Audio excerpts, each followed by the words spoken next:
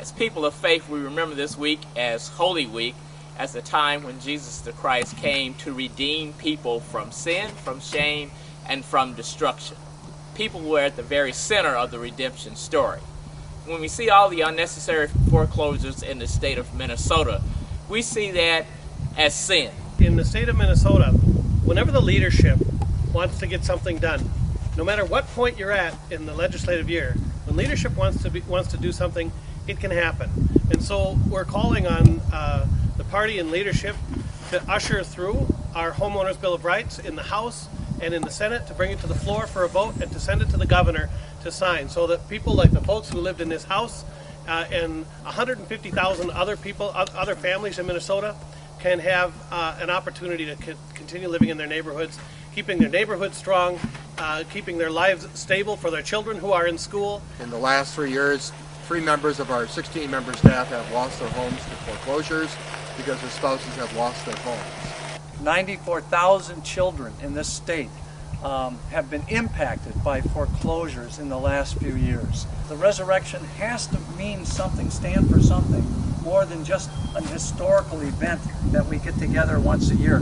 But it's about possibility, and the possibility of life to change, the very life, death to turn into something living. Financial institutions and corporations are experiencing record-breaking profits.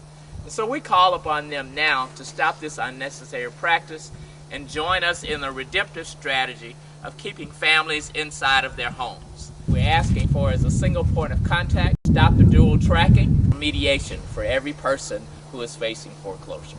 There's been several hearings, and it's only been bankers and lending institutions which have been able to attend the hearings.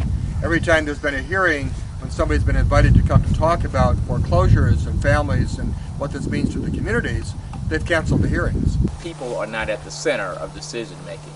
We're looking at how things are normally done, business as usual, and we're not really thinking about the needs of people and the needs of communities, just like this community.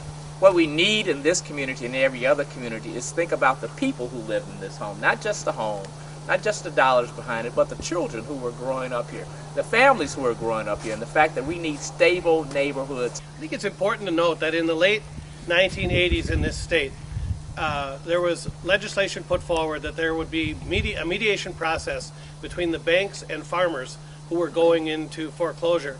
At that time, the banks fought that. They fought it hard.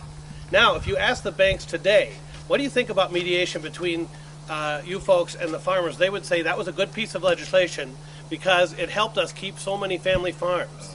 I think 5 years from now, after we pass the Homeowners Bill of Rights, the banks who are currently saying this is not a good idea are going to be saying that was a good idea, it was good for our communities, it was good for our families, and it was ultimately good for the banks. There's an opportunity now for the leadership in the House and the Senate to decide to move this bill forward. There's a very large coalition of people. There is the faith community, Isaiah, Jewish Community Action, Service Employees International Union, the Minnesotans for a Fair Economy Coalition, who are all saying this is what we need for our communities. And I think over the next 2 weeks, you're going to see the answer to that, of who's going to take leadership on this and who's not.